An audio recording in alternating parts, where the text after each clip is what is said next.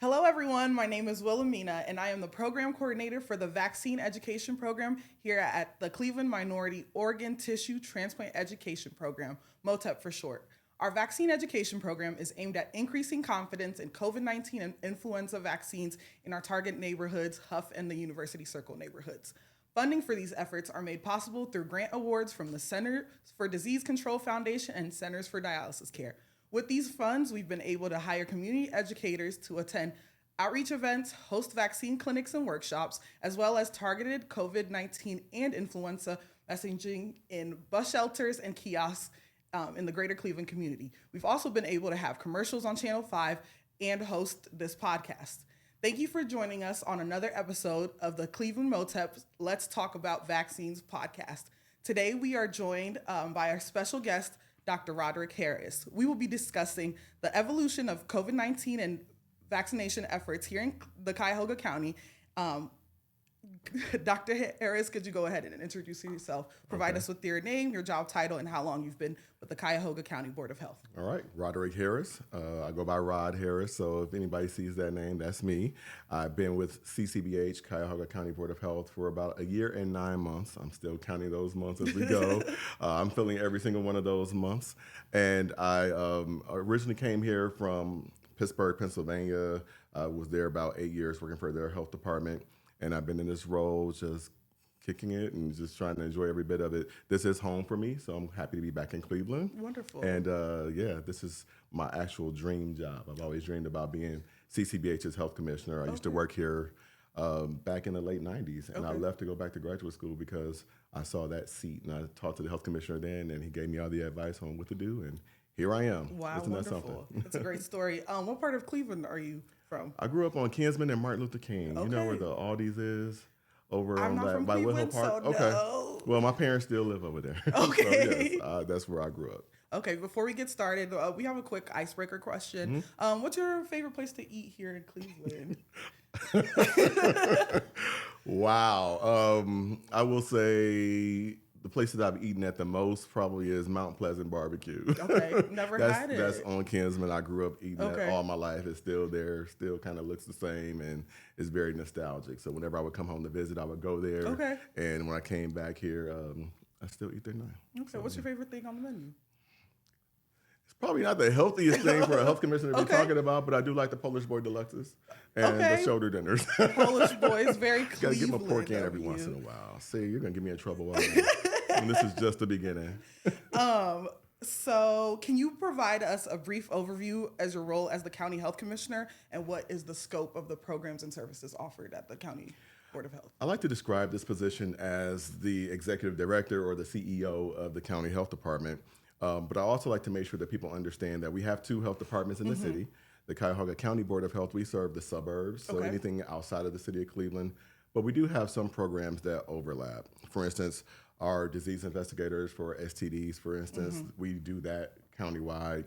But we have most of our programs just serving outside of the city limits. Our programs range from clinical services. We have an on-site clinic at our location out in Parma. Parma, yes. But if you want to come out to Parma, hang out with us, we have a clinic there for you. They do reproductive health services. Okay. They also do STD screenings and testing, and they also do vaccines. Okay. So that's one of our programs. We have maternal child health home visiting programs. So if individuals are having a baby or going through the prenatal phases, we have nurses who you can speak to, come out to your home, do healthy home visits. We have a lead program that's very well known. And so if individuals have a child that has an elevated blood lead level, then they can get that home inspected. We also have programs to remediate, do renovations and all that for homes. We have about 30 programs, but I'm thinking about some that people might not know that we do. And we, of course, have our inspectors. So that's what you tend to know health departments to do: restaurant inspections, home inspections, nuisance complaints, all that. We, of course, do those as well. And I would say maybe one other program that people aren't aware of is children with medical handicap program. And so that program is for individuals that might have a special needs child in their home, whether it's parent or grandparent.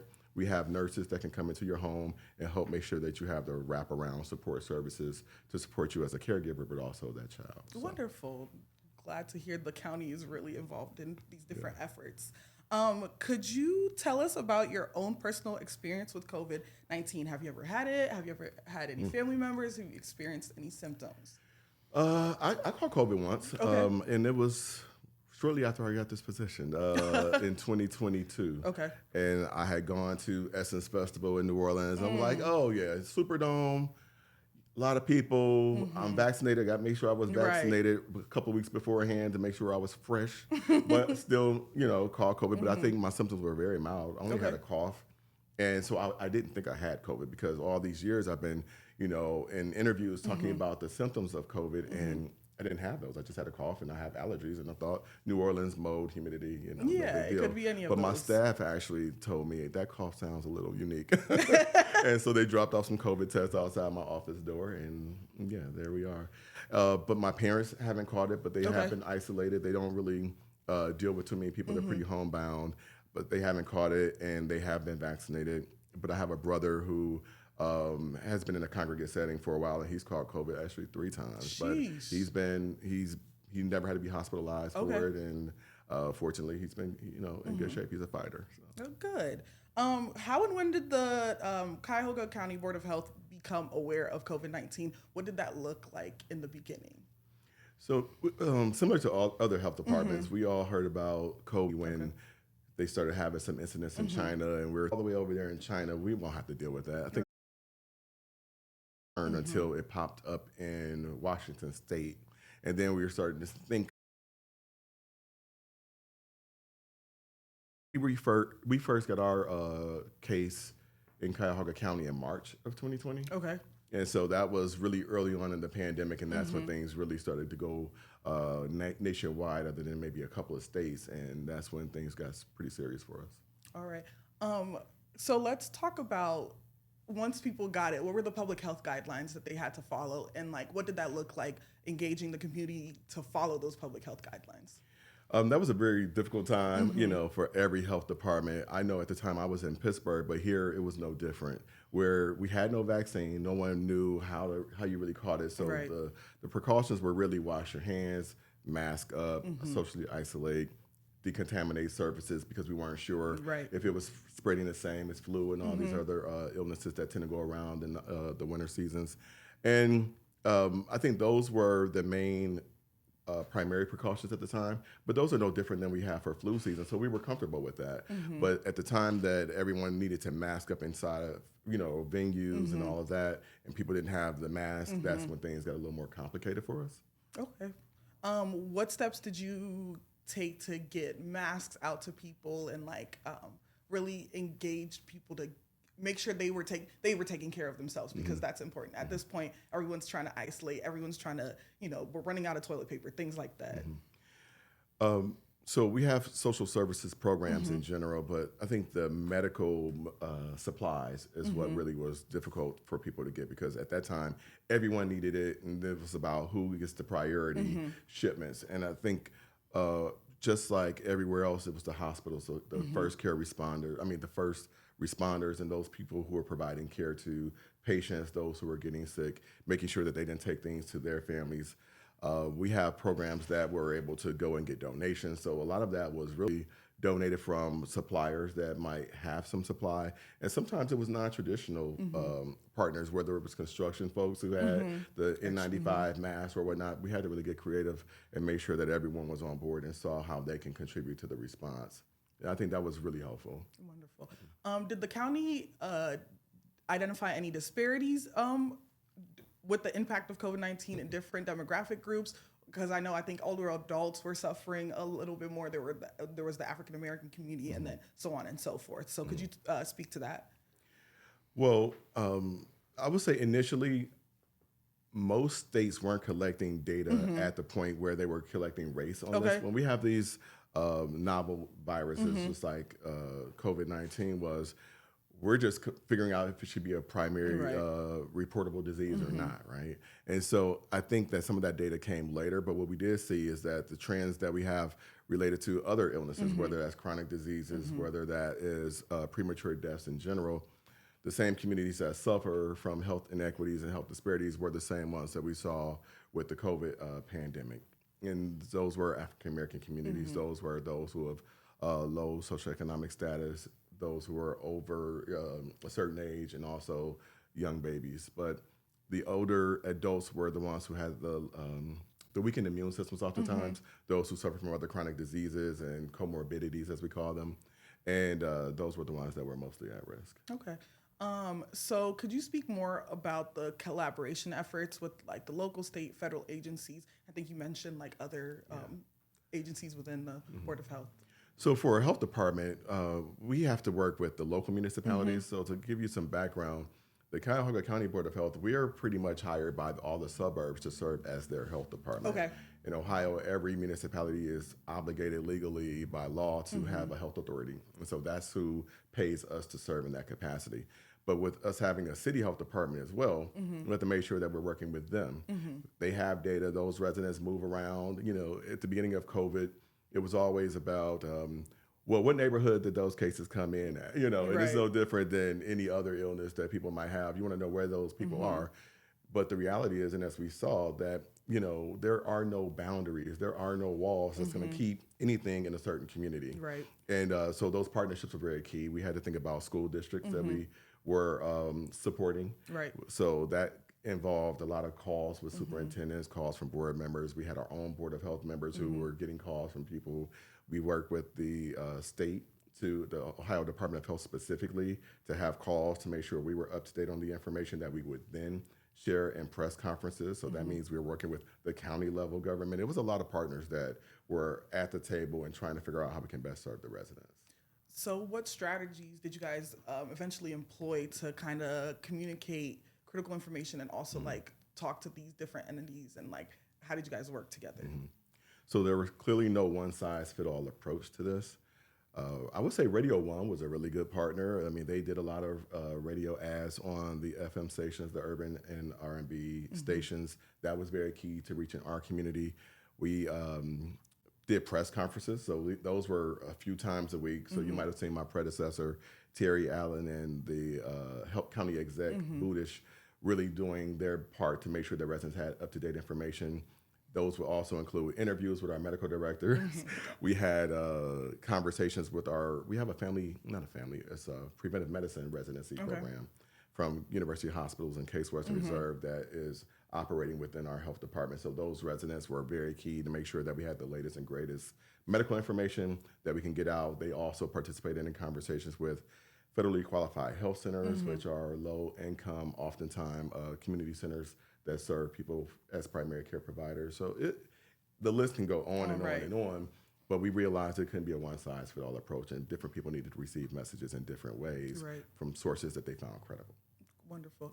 So how did you guys allocate resources? So like personnel, funding, and equipment? Because I know like during the height of COVID-19, it was hard to find people who like even contact tracers. Like everyone was looking for somebody to do the contact tracing and things like that. I would say our heaviest cost was really around personnel, but then also equipment. Because once you started having people working from home and you started having contractors that you were employing who then needed cell phones and laptops and going out to community clinics to do vaccine clinics and testing clinics, that was the main resource stretch at that time. And everybody else was trying to get laptops and everything too, and cell phones. And so I think we had to get in line, so to speak. But the funding sources were primarily the state. Okay. So Ohio Department of Health had funding that they received from the CDC, and they would distribute that throughout the state. And so a lot of our funding, we had maybe 3-4 COVID grants that we would call them. Some were strictly for enhancing your own operations. Some were for doing community clinics. Some were for hiring nurses to go out there and do certain pieces of the work. But those funds were specifically designated for certain purposes, and they were pass-through dollars, as we call them, from the CDC to the state. Okay, wonderful. And then were there any victories you wanted to speak to as far as the resource allocation? What were some good things that you guys were able to do with that funding and the personnel and things like that? I would say I always want to reiterate the point that the health department can't be everything to everyone. Right. We do our best to leverage our limited resources. We do the best to make sure that we leverage partnerships that we have, and also see people who are non-traditional partners see their role in the solutions. So I would say creating new partnerships that did not exist, Okay. testing partnerships that we already had, Right. and nurturing all of them were, I think, pretty successful. We I'm pretty sure made a lot of people upset. Other people made us upset. I will vouch for that. Right. But I think we all were frustrated throughout this process, and we learned how to better prepare ourselves for the next outbreak, pandemic that might happen. We have plans in place that maybe we didn't have before, and we also have now been tested probably more than we would ever be tested. And that's very useful. So I always look at the silver lining in any crisis and never waste a crisis, so to speak. So. Great. Well, that segues into the post-pandemic part of the interview. What would you describe the current state of COVID-19 in our county and state? I think the president announced that, public health emergency is over, but we all know people are still getting COVID. I even know people who are still getting COVID. So what is the current state for Cuyahoga County? Well, I will say that it is no longer an emergency. And I'm glad that, the president was able to declare that, because that does, it helps in some ways and it hinders in some other ways. Right. But I would say that the current state is that we're stable. Okay. We have an increase during the winter holidays like we do every year with any respiratory illnesses. So you might have seen in the news where RSV, people were worried about that in the fall when people went back to school. You might have seen that flu is up and COVID has been up. But now things are tapering off as people are starting to go back to their lives and not necessarily commingling as much. But I would also say, too, that we need to be mindful of vaccines are still available. People aren't getting vaccinated as much as they were at the height of the pandemic or even when we were getting the boosters. So now we have a vaccine that's not a booster. We want to make sure people understand this is a new version of the vaccine for the newer versions of what's circulating variant-wise. But people need to still consider getting vaccinated. We understand and we have seen over the years that vaccines keep people from getting in the hospital and having severe illness.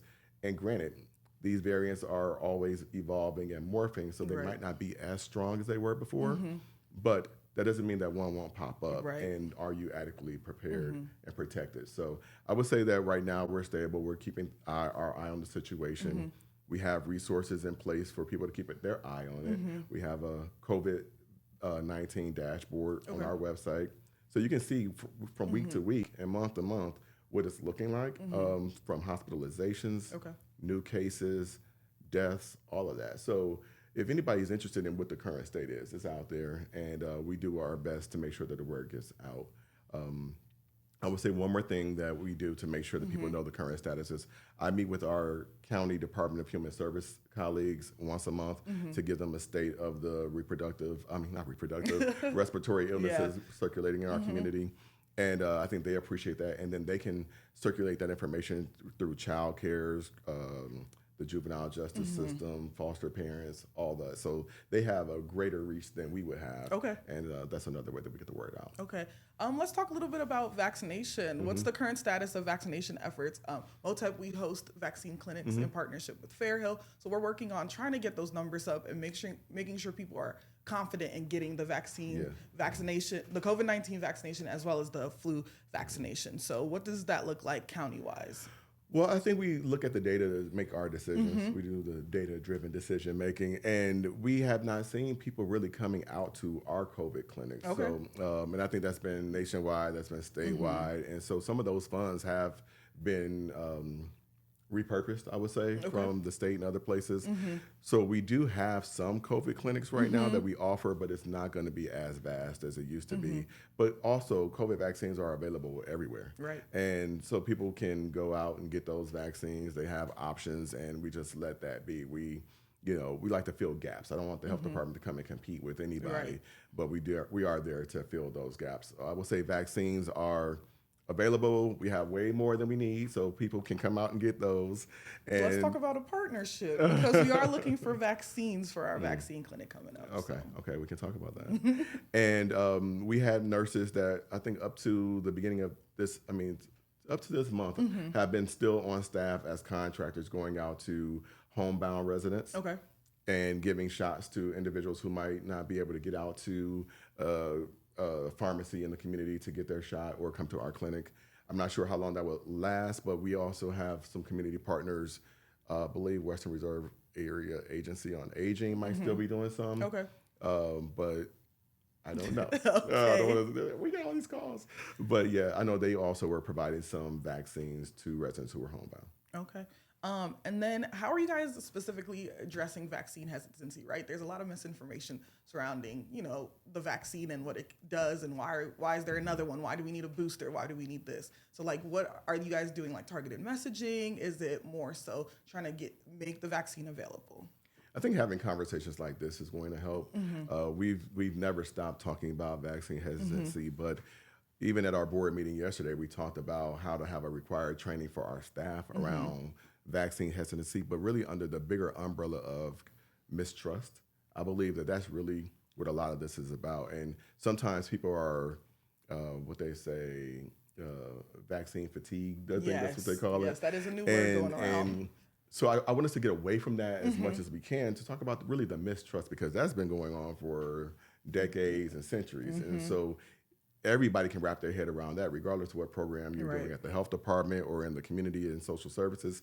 There are people who still don't want you to come into their home. They're still not going to trust what you're giving them. They're not going to trust necessarily the information that you're providing them. So we understand that we have to approach this in a multitude of ways and reach people where they are, but also understand what their hesitancies are. Some people are just concerned that the information might not be valid. Sometimes it's the provider who's providing that information if they feel that they can trust that provider. So making sure that you have, I like to say, a multifaceted. There are many faces to what we need to do to make sure whatever these things are that people are hesitant about, we have something in place to address it. Wonderful. So can you kind of outline the county's current strategy for mitigating the spread of COVID-19? Like, what are you guys doing about that? So I could just speak to what we're doing at our health department. I mean, the county in general, that's a larger organization. So I think the information that I provide at these weekly meetings, for instance, with the DHS partners, they can then use that into informing their operations. I would say for our health department specifically, even though we're not doing community clinics, we will always offer those vaccines on site. I think what other people can do is, I always say that there's big P policy, but then small P policy. Like, you can do big policy changes, which aren't going to happen in Ohio per se, for certain things, but you can control what happens in your home. You can, require your whole entire family to get vaccinated. For instance, even at our health department, we still have it in our policies and procedures that all employees need to be vaccinated for flu and COVID. So what can you do within your sphere of influence to make sure that you're contributing to preventing the spread of COVID in our communities? Again, the health department can't do it all. We can't save everybody, even from themselves, but we can serve as a model, and we can also give evidence-based practices and models to people, via literature and guidance and technical assistance to help them figure out what they can do as well. Was there any pushback as far as like requiring the vaccination to work at the health department? I know, like my former job, there was some, pushback. People were, hesitant about getting the vaccination. They didn't think they needed it and didn't want to get it. Truthfully, right. So you're saying internally? Yeah, internally. That happened before I arrived, and I'm pretty sure that I've had employees actually come to me and ask if we're going to reconsider it. It's not something that I've pursued with my board yet, and it's not something that my board wanted to reconsider at this time. I think that we need to lead by example, and if we're going to be the trusted resource for information, then we need to be able to talk about our own experiences. And I would say lastly, I think that employees need to understand that we want to keep them safe and we want them to not get sick when they're out there dealing with individuals who might be able to spread something to them. So right now, I think we're pretty calm and quiet. So. Okay. Let's talk a little bit about mental health. Are there any mental health considerations that are being integrated into the public health response as it relates to COVID-19 vaccination and influenza vaccinations? I don't know what other people are doing, so that might be the case. I was thinking more when you were saying that about my staff. Yeah. We want to make sure that we have our employee assistance program available all the time. We've actually started doing mindfulness workshops. We started to do.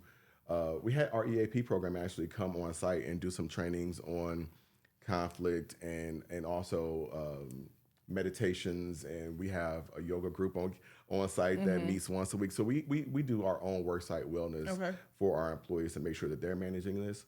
what they experienced prior to me coming was that when they were out here expected to be on the front lines, they were still dealing with things back at home, and they were still struggling, and they were still stressing. And when I took this job, they asked me in my interview what would be my first thing that I wanted to accomplish, and I said I wanted to make sure that the staff had opportunities to heal. Yeah. You know, one thing we know about our community is that a lot of healing needs to go on.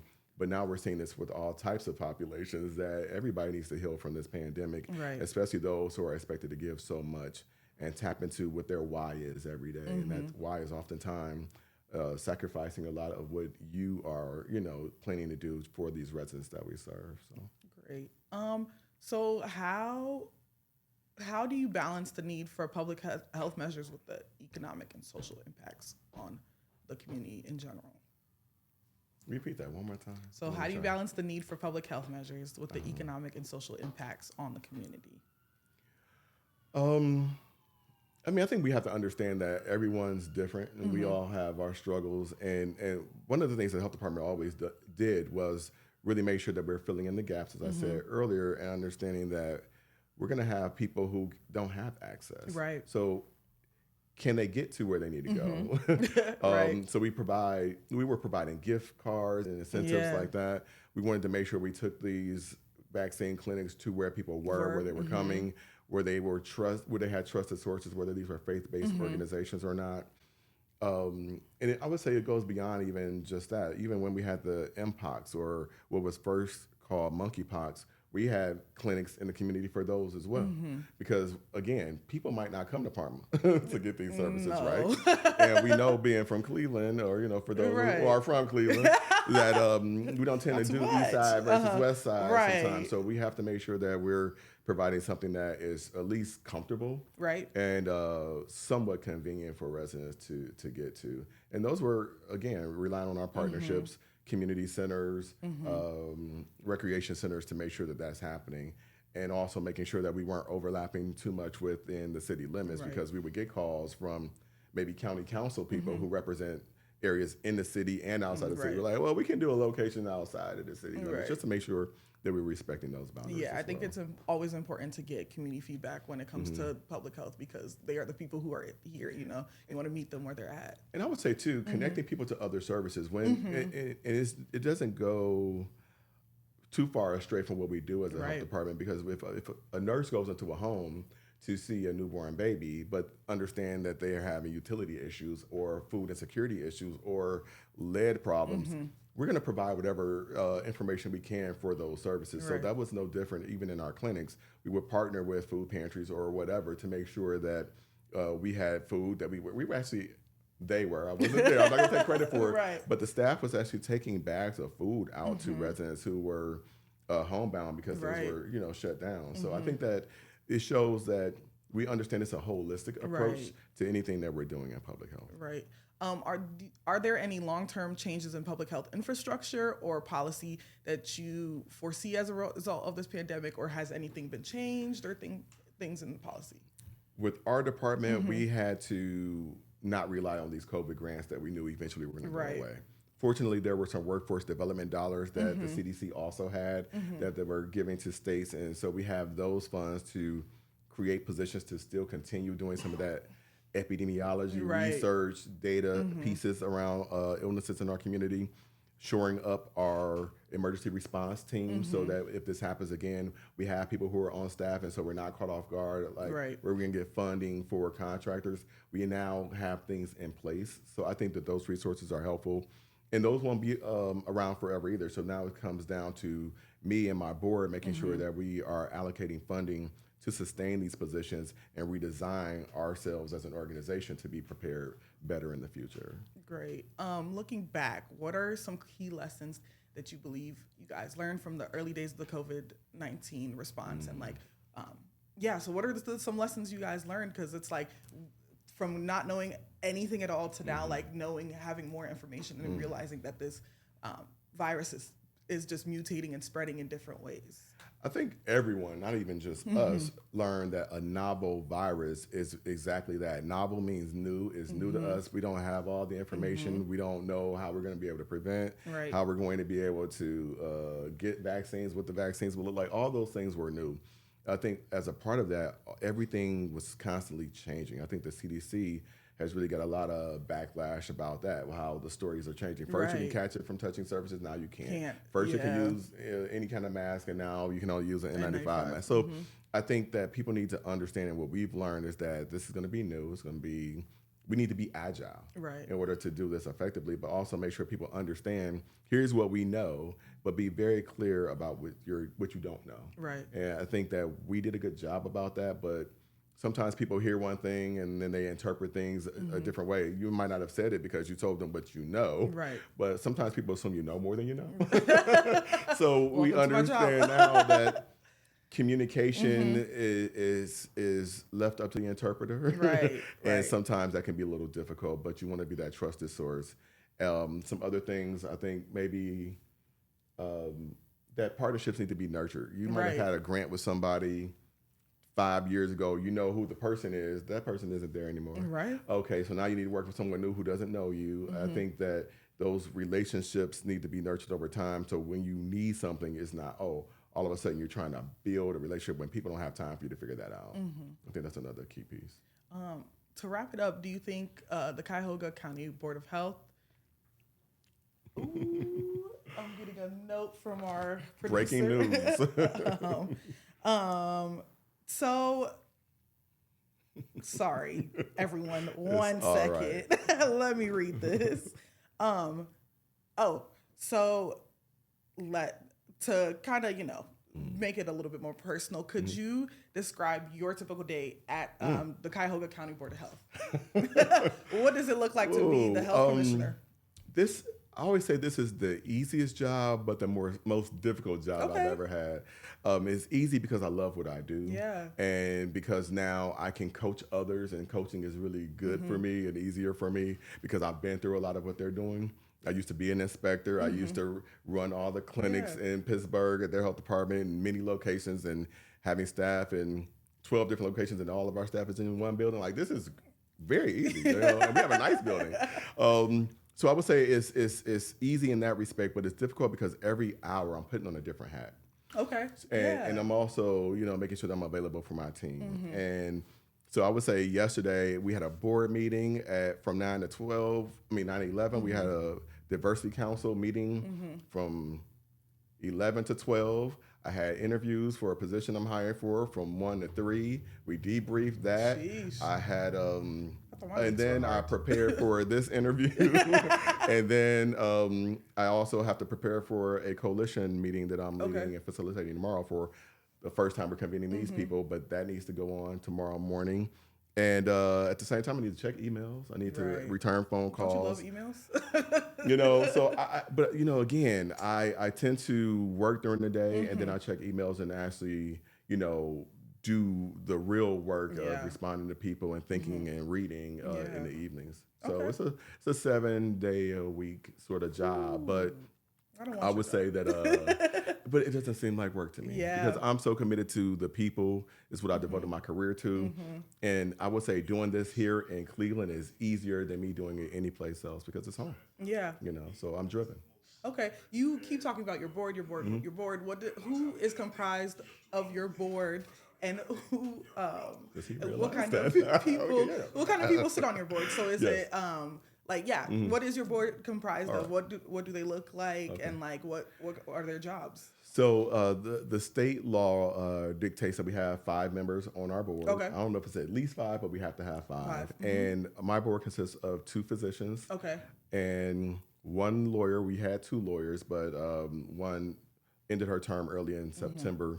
And then 1 gentleman who's a retired financial executive. Okay. And so we have a nice balance of those who can help us out with advocacy, policy, contracts, those types of things, but then also the physicians who can really help us understand the medical dimensions of public health. Okay. Because I like to say public health is community focused and population focused, and it's different than the medical model. Right. People tend to mix medical and public health, but public health is community, medical is one at a time. And so if you go, down the path of combining those, you really have the perfect mix. Okay. What do you and your board really talk about? Well, now post-pandemic and pre-pandemic. Obviously, you were only here for a couple years into the pandemic, but like, what do those board meetings look like? So I'll talk about what my priorities are. But the board meetings are essentially once a month, the last Wednesday of the month in the mornings from 9 to 11, 9 to 12, depending on what's on the agenda. They're open to the public, but we don't broadcast them live or anything like that. I think that might be something that we consider in the future. It's just never been done in our health department. But we tend to just get approvals for me to sign contracts. Sometimes a lot of it is just really boring work. You know, we talk about the grants and the projects that I need to sign, the agreements for. Some of these are also conversations around our EPI. So we give our monthly respiratory diseases, infectious diseases report from our EPI team, so my board can stay abreast of any of those issues. I would say we talk about any issues that pop into my mind sometimes, right? We're really focusing now on a union.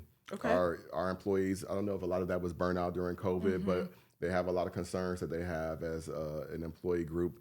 And so they voted to start a union at the health department, which is going to be a very new venture for 2024. It's going to be a lot of time consuming work, but I'm excited about it because I've never started a union anywhere. I've always just arrived and the union existed. So we're going to see what we can do to make our employees a little more satisfied with things that they're dealing with as a workforce.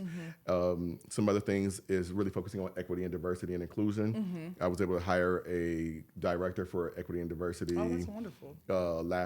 It might have been fall of 2022. 21. Time is flying. And, Isn't it? and so I'm glad that they had it already in the budget. I didn't have to fight for it. It was already there. And so we hired that gentleman. And I think the next thing that we're going to focus on is trying to make sure that we are accommodating whatever we can to be a little more flexible work environment. Right now, everybody wants to work from remote locations and all those things that people want to do. So making sure that we're a place that people want to come and work. Right. And I think that's going to be a big piece of it too. That's going to come along with this whole union conversation as well. Okay. Dr. Harris, could you share with us any important website information and where people can kind of, if they have a question or about COVID or about the services offered at the Cuyahoga Board of Health, could you direct them there? So our website is ccbh.net. Our website is one of the things we're doing this year is revamping our website. So if it looks a little messy and convoluted, understand that we know that we need to do some improvements on our website. But I think COVID just had a lot of things getting delayed and things weren't getting as updated. But we have a contract. I just signed that contract at our board meeting yesterday. Wonderful. For us to revamp our entire website. I would say for other information, Ohio Department of Health, would be great, for anything that is, statewide that you might be concerned about. We do have our COVID dashboard that might be of interest. We have an opioid overdose prevention dashboard that if people want to know what overdoses are looking like in their community, many times we tend to think that it's for certain populations or certain demographics, but it's affecting everybody. Right. And Black males are leading in new overdoses, and that's been a trend for a couple of years now. So I think that's one of the things that we're doing. Homicides is a priority for me. Gun violence, understanding that African American boys are their leading cause of death is homicide, and that in Cuyahoga County is one of the top 10 leading causes of death for African Americans. And so that's very important to me. So I'm looking to work with the city of Cleveland and some other groups to form a coalition around that. Climate change, climate justice, environmental justice is important to me. And so this coalition that I talked about, I'm starting tomorrow, is all about how can we do more around climate action. We have these plans and these county reports on being green, but who's really doing that work and who's monitoring it? So I think that we need to play a bigger part in that. The HIV dashboard, we just had one we have one now that we just launched this month. So we want to see what the HIV cases are looking like in your community, in your neighborhoods, then that's out there as well. So that's something new and people are really excited about that. So you can go to our website to find all of these and ccbh.net. It'd be a hard time finding it. You can always reach me directly. Wonderful. And I can give you my email address. I'm accessible to the people. Let the people know the email. R Harris. So that's RHARRIS @ccbh.net. So yeah, definitely email me. I answer my own phone and I answer my own we emails love and I that. schedule my own meetings. We So love that's an why I was accessible health communicating with you, commissioner. as Yeah. much as we were. Thank you so much for joining us today on this Let's Talk About Vaccines podcast. It's been wonderful talking to you and like getting all this information because we don't often get to talk to our health commissioner face to face. And I'm hoping that, people will tune in and people have learned something from this podcast. So thank you again Thank you for having me. being It's so great wonderful. to be back home, and it's great to be here with the people that I know and love. Oh, so I appreciate it. stop. Have a good one. Thank you.